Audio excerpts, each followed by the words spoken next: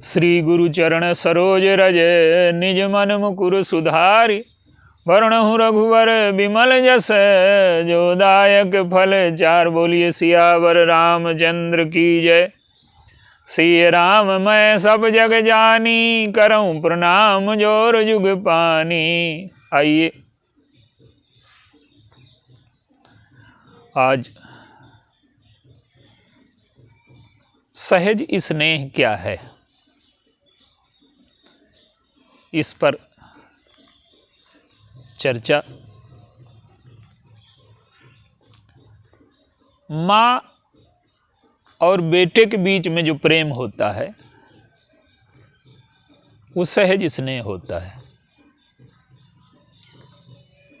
जिसमें पुत्र को कोई कर्तव्य कर्म नहीं करना और किसी भी प्रकार की मर्यादा नहीं होती। पुत्र चाहे पवित्र अवस्था में हो चाहे पवित्र अवस्था में हो, जैसे भी हो माँ को पुकारता है, माँ आ जाती है। सहज प्रेम का एक और उदाहरण है पति पत्नी का जो संबंध है, वहाँ कोई मर्यादा नहीं है। लेकिन जो सहज प्रेम की परिभाषा है, दृष्टांत है मानस में, और जब जीवन में सहज प्रेम आता है तो उसका परिणाम क्या होता है, दो दृष्टांतों के माध्यम से इसे हम समझने का प्रयास करें। काकभूषुंड जी भगवान राम के भक्त हैं और जो अंतिम जन्म हुआ उनके 1000 जन्मों की कथा है, और 1000 जन्मों का जो अनुभव है, उन्हें पिछले जन्मों की स्मृति भूलती नहीं है। भगवान शंकर का आशीर्वाद है, वो उनके लिए लाभदायक है, साधक के लिए स्मृति लाभदायक है और विषयी के लिए स्मृति हानिकारक है। हमें अगर 1000 जन्मों की याद बनी रहे तो हम पागल हो जाएंगे। कितने शत्रु थे हमारे वो सब याद रहें, कितने मित्र थे, लेकिन उनका जो जीवन है वो साधक का है। और 1000 जन्मों की यात्रा का परिणाम ये हुआ कि जब अंतिम जन्म उनका हुआ तो वो भक्ति की खोज में लगे। सांसारिक विद्या का उन्होंने अध्ययन नहीं किया, अनुभवी तो वो हैं ही, 1000 जन्मों का अनुभव है उन्हें। तो वो जहां भी जाते हैं तो मुनि ये कहते हैं कि ईश्वर सर्वभूतिमय आहई। ईश्वर सभी जगह है, सभी जगह व्याप्त है वो। लेकिन काकभूषुंड जी हैं हृदय प्रधान साधक। जो बुद्धि प्रधान साधक है उसके लिए ईश्वर का निर्गुण रूप ठीक है। बुद्धि तो स्वीकार कर लेगी कि ईश्वर सभी जगह है, यद्यपि ईश्वर सभी जगह है ये सत्य है, लेकिन वो सभी जगह का सत्य हमें अनुभव होता है क्या? वो जब अनुभव होने लगे तब वो अलग विषय है। तो जितने भी ऋषि मुनि हैं वो उनको कहते हैं कि सो तैता ही तो ही नहीं भेदा और बारी बीच इव गाँव ही बेदा। तो वो कहते हैं कि निर्गुण मत मम हृदय न भावा। निर्गुण मत मेरे हृदय को अच्छा नहीं लगता, क्योंकि हृदय का जो स्वभाव है वो पक्षपात का है, राग का है, और बुद्धि का जो पक्ष है वो निष्पक्ष है, बुद्धि पक्षपात से रहित होती है अगर वो घूस न लिए हो ममता की वासना की। अंत में लोमस जी के पास पहुंचे वो, और लोमस जी बरगद की छाया में बैठे। तो काकभूषुंड जी को लगा कि ये ज्ञान के शिखर पर बैठे हैं और विश्वास की छाया भी इनके जीवन में है, तो ज्ञान और भक्ति इनके जीवन में दोनों हैं। अच्छा, काकभूषुंड जी गए, उस समय वो काकभूषुंड नहीं है, उस समय तो भूषुंडी शर्मा है वो। तो जब उनके पास गए वो, तो उन्होंने अपनी बात बताई कि महाराज, राम भगति जल मम मम मीना और किम बिलगाय मुनीश प्रवीणा। मेरा जो मन है वो मछली है और राम भक्ति जल है और वो अलग नहीं हो सकता। क्या अर्थ है इसका? कि मछली की और जल की जो प्रीति है वो सहज प्रीति है।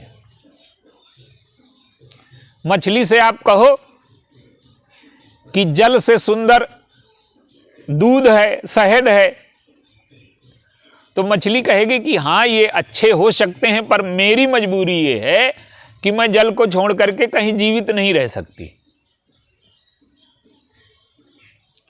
तो मछली और जल का जो प्रेम है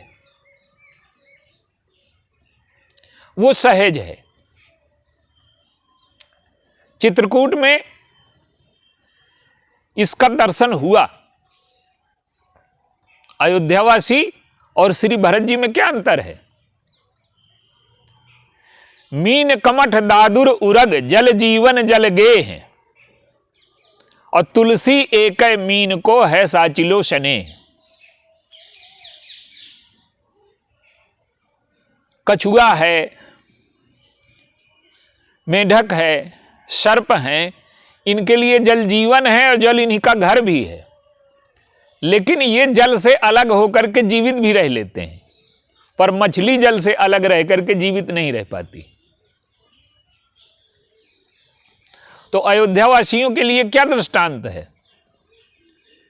कि वो प्रसन्न हैं। चित्रकूट पहुंच करके वो बड़े प्रसन्न हैं।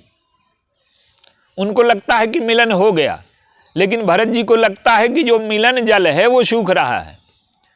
किस प्रकार से अयोध्या लौटेंगे? तो मछली के रूप में भरत जी को भी चित्रित किया गया कि वो व्याकुल हैं। कई विधि अवध चलहि रघुराऊ, और मछली के रूप में लक्ष्मण जी को भी चित्रित किया गया। लक्ष्मण जी का जो भगवान राम से अलग होना है वो ठीक मछली जैसा है। कही न सकत कछु सोचत ठाढ़े, और मीन दीन जनु जलते काढ़े। अभी वियोग हुआ नहीं है उनका,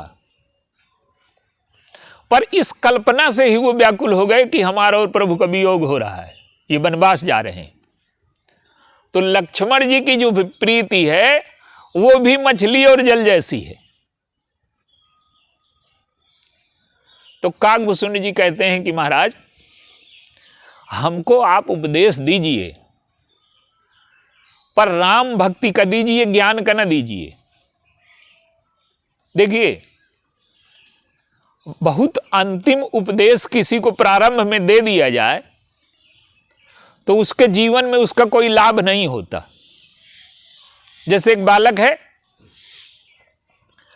बालक की जो बुद्धि का स्तर है उसके हिसाब से उसकी कक्षाएं बढ़ती हैं, और एक अध्यापक चाहे कि जितना मुझे आता है मैं बालक को समझा दूं, तो वो बालक कभी ना समझ पाएगा, वो तो क्रम से समझेगा। इसी प्रकार से पहले ईश्वर सभी जगह है ये जीवन में समझ में नहीं आ सकता। पहले हम एक स्थान पर एक व्यक्ति में, मूर्ति में, भगवान की जो हमारे इष्ट होते हैं उनमें ईश्वर दिखाई देने लगे। ईश्वरत्व तो एक स्थान पर प्रकट हो जाए, फिर वो धीरे धीरे जब हम उसका विस्तार करेंगे तब वो अंतिम कक्षा है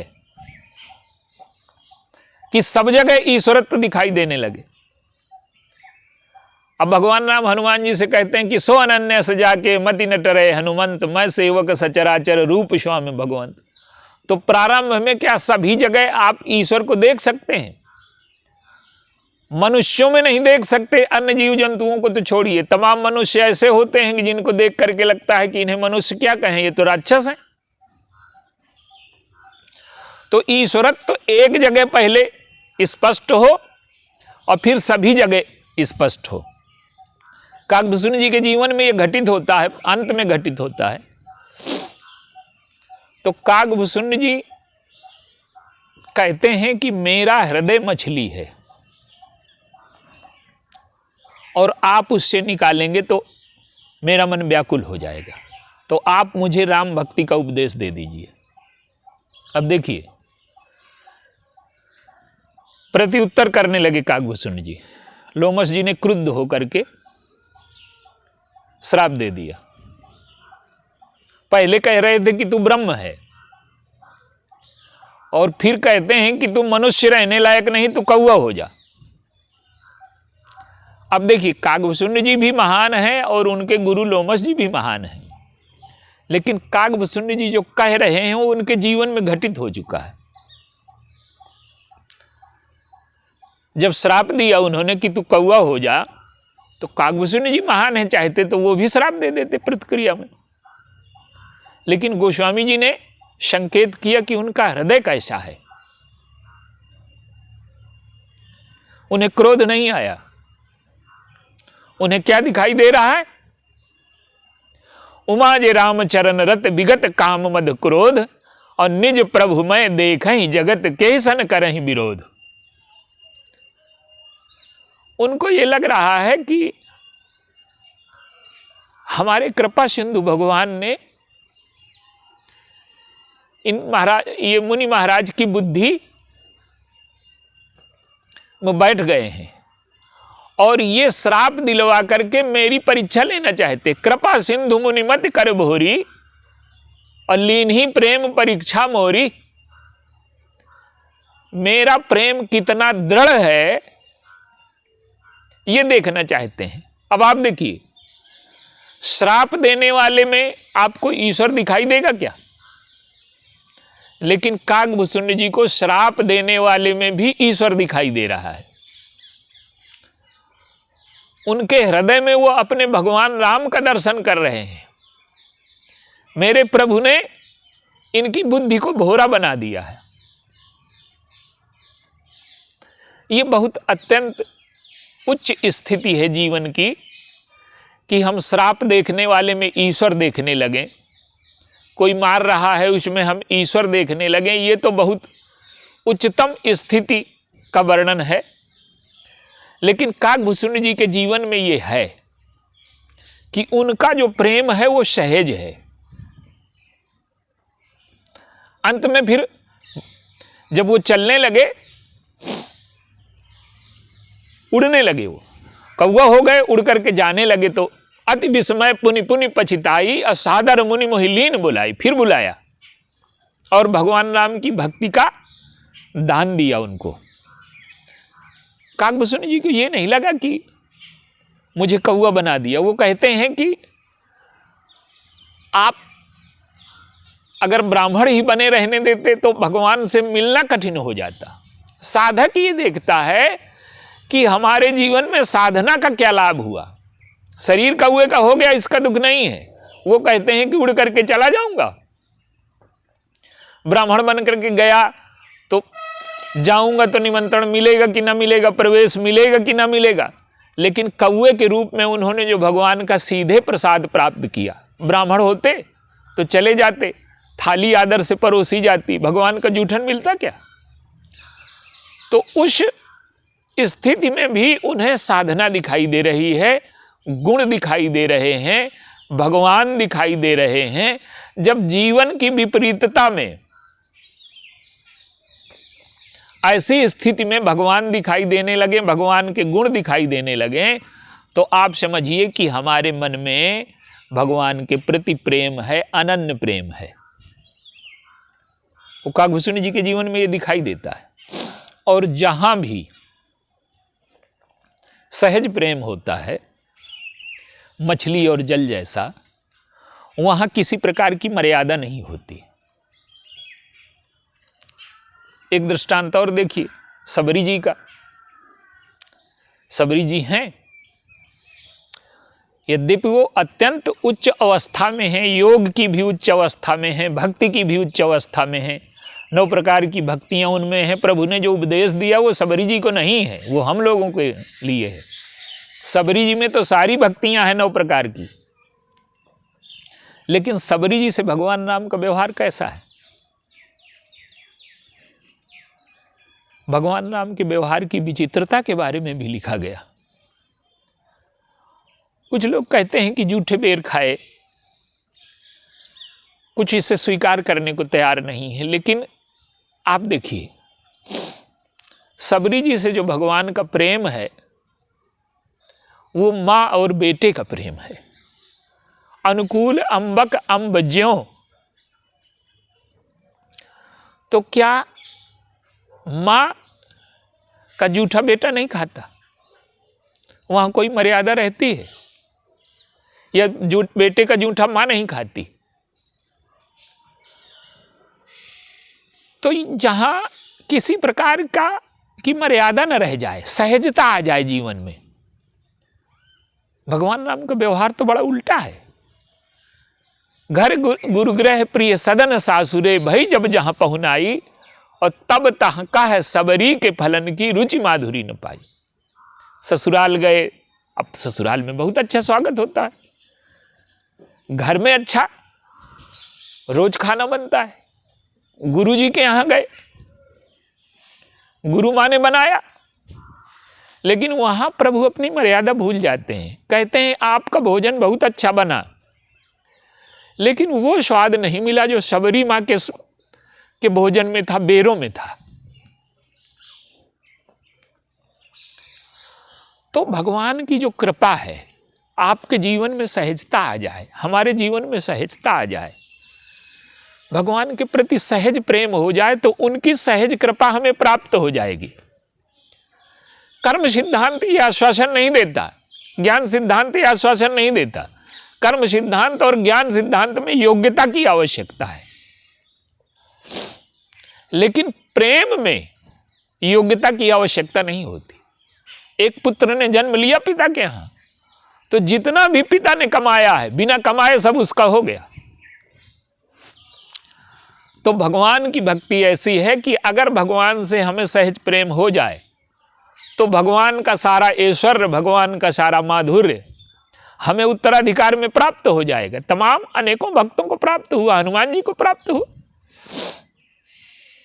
सारे भक्तों को प्राप्त होता है। जो जिस स्तर का भक्त है, भगवान की कृपा, भगवान की सामर्थ्य, भगवान की करुणा, भगवान की कृपा, ये उन भक्तों में व्यक्त होती है। किसी व्यक्ति में जो गुण दिखाई देते हैं वो व्यक्ति के नहीं है, वो ईश्वर की कृपा है।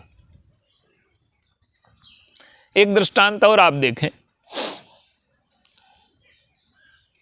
निषाद राज हैं। निषाद राज का जो प्रभु से प्रेम है केवट का, वो सहज प्रेम है। सहज स्नेह विवश रघुराई, और पूछी कुशल निकट बैठाई।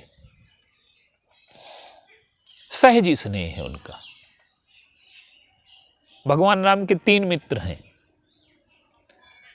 विभीषण, सुग्रीव और निषाद राज। सुग्रीव का जो प्रेम है भगवान से, वो क्रमशः विकसित होता है, लेकिन प्रारंभ में तो भय से प्रेरित है प्रेम। हो विभीषण के जीवन में भी प्रेम है भगवान से, लेकिन कहीं ना कहीं उसमें लोभ है। जब वो आते हैं तो वो कल्पना करते हुए आते हैं, और अंत में वासना आ ही जाती है। जैसे सुग्रीव को मित्र बनाया, मुझे भी बना लेंगे, बाली को मारा, रावण को मार देंगे, और बाली को मारने के बाद जैसे सुग्रीव को राज्य दिया वैसे मुझे भी दे देंगे। अब भगवान ये बात तो अंतर्यामी है, सब जानते हैं।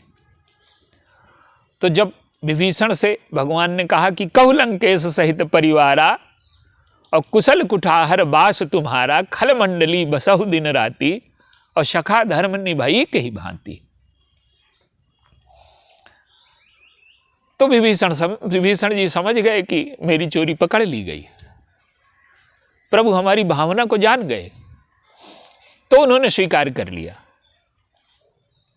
उर कछु प्रथम वासना रही, और प्रभु पद प्रीत सरित सो बही। मैं ये नहीं कहता कि मेरे अंदर वासना नहीं थी, लेकिन विभीषण जी की जो प्रीति है उसमें वासना है, लेकिन मूलतः वो प्रीति है, उनमें त्याग है, वैराग्य है। अपमान को सह करके, देश को छोड़ करके हम लोग तो चाहे जितना हमारा अपमान करें, घर वाले हम छोड़ करके चले जाएंगे क्या ईश्वर की शरण में? उन्होंने तो राज्य छोड़ दिया, सब कुछ छोड़ दिया, परिवार छोड़ दिया, वैराग्य है उनमें, त्याग है, साधना है, भक्ति है, लेकिन कहीं ना कहीं वासना अभी शेष है। तो विभीषण जी की जो भक्ति है उसमें कहीं ना कहीं लोभ है। सुग्रीव जी को जो भक्ति है, भगवान ने उन्हें मित्र बनाया, लेकिन सुग्रीव विषयी हैं, वो केवल लेना जानते हैं, देने की बात नहीं उनके जीवन में। जो केवल लेना जाने वो विषयी है।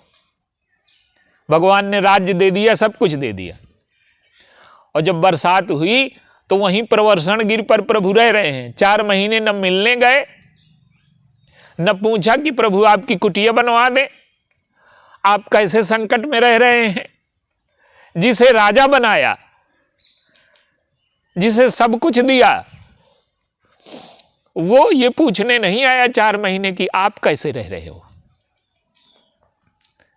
ये आज के संसार की वास्तविकता है। हमें ईश्वर ने इतना दिया, कभी हम याद करते हैं?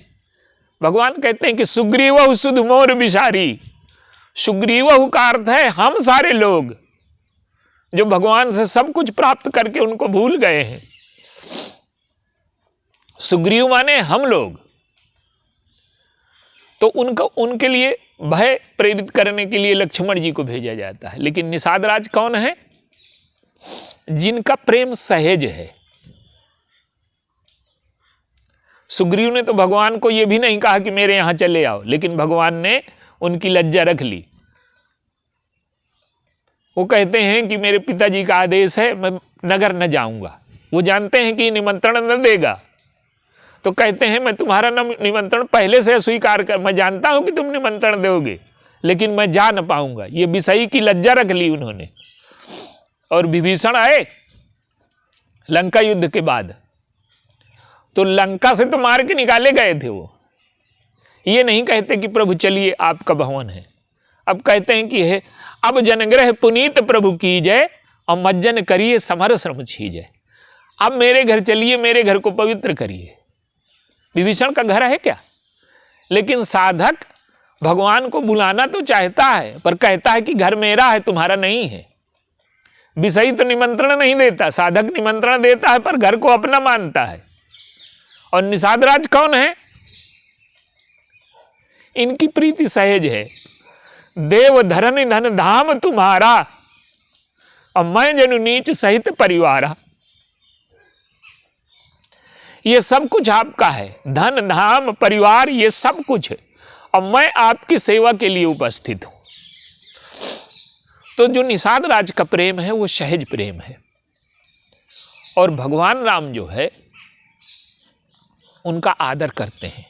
आप देखिए, भगवान की प्राप्ति के लिए कर्म सिद्धांत कहता है कि ठीक है पवित्रता रखिए, ज्ञान सिद्धांत कहता है कि आपको ज्ञान हो जाए, लेकिन ज्ञान और प्रेम ना हो पाए, आपको ज्ञान और कर्म आपका ठीक ना हो पाए, तो निराश होने की कोई आवश्यकता नहीं।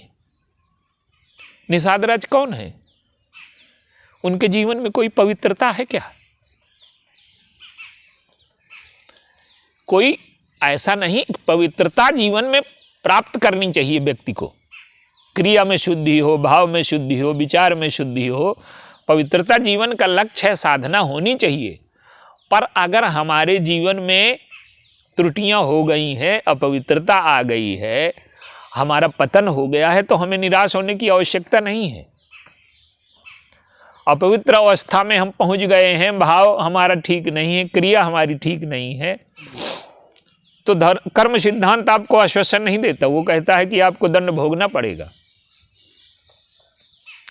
ज्ञान सिद्धांत कहता है कि आप पात्रता प्राप्त करिए, लेकिन प्रेम सिद्धांत ये कहता है, और प्रेम ये कहता है कि हम में लाख दोष हों, पर अगर हमारे अंदर प्रभु का प्रेम है तो उनकी कृपा हमें प्राप्त हो सकती है।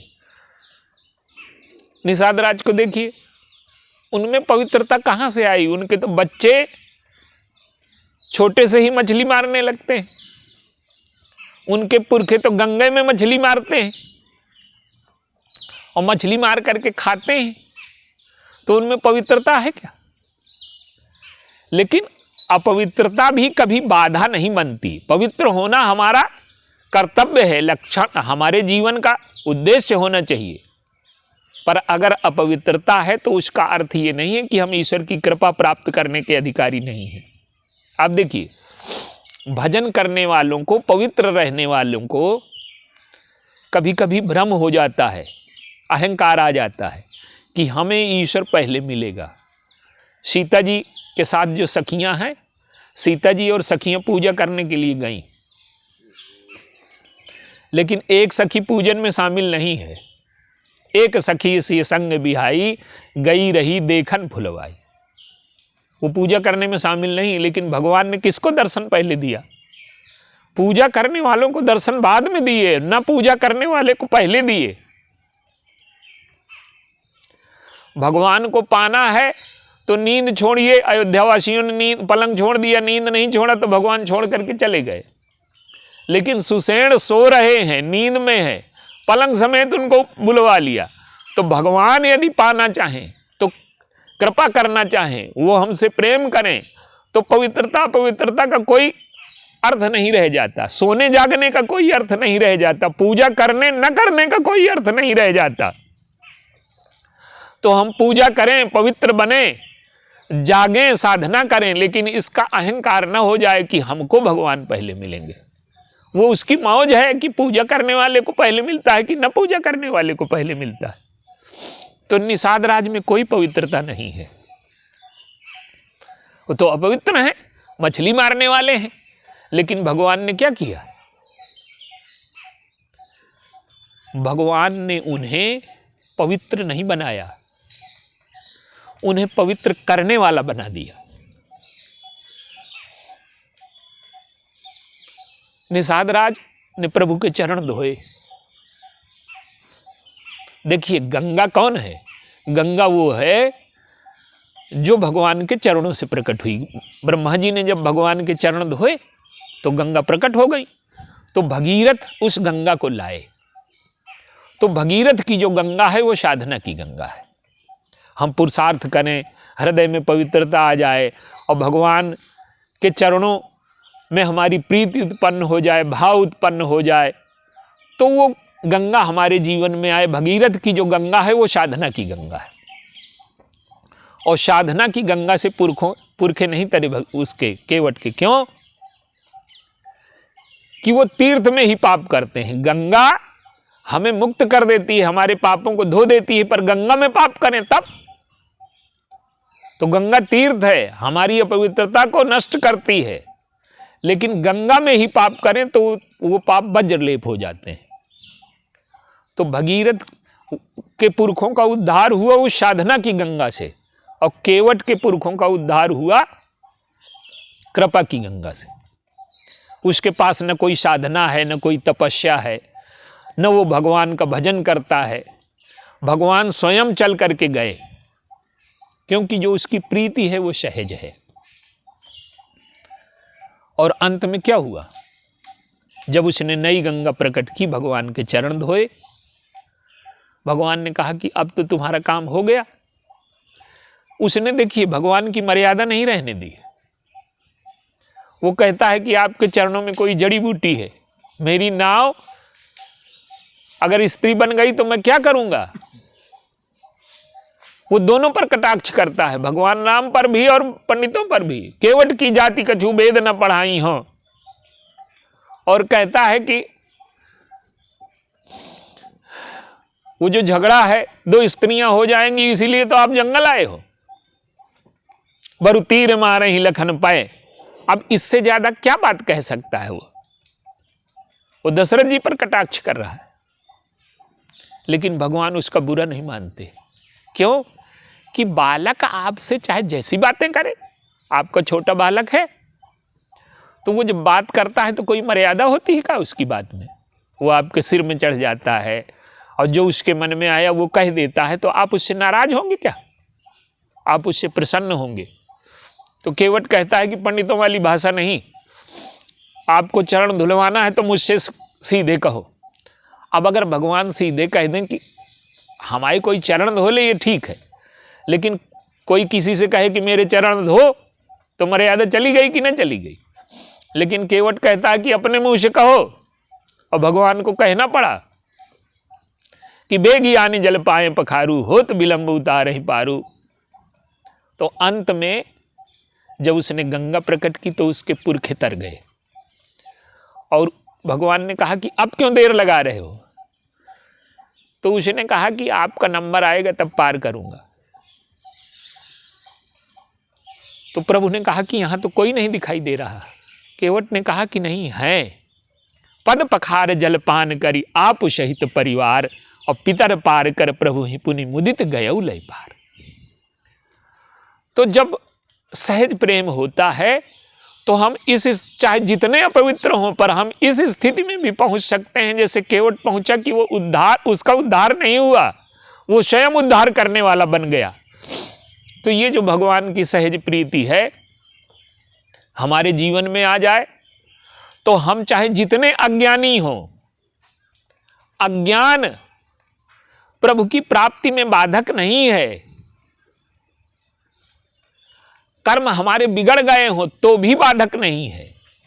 हमारे जीवन में प्रभु के प्रति प्रेम पैदा हो जाए और प्रभु उसे स्वीकार कर लें तो हमारा जीवन धन्य हो सकता है। ये सहज प्रीति है जिनके माध्यम से जीव उच्चतम स्थिति में पहुंच। देखिए, सहज प्रीति में कुछ सहजता में कुछ करना नहीं होता। जैसे पिता की संपत्ति का उत्तराधिकारी पुत्र है, उसी प्रकार से वो प्रीति की वजह से है, सहजता की वजह से, उसने कुछ कमाया नहीं है। तो भगवान से अगर हमारी सहज प्रीति हो जाए तो हमें भगवान की भक्ति, भगवान का ज्ञान, भगवान की कृपा सब उपलब्ध हो सकती है। बोलिए सियावर।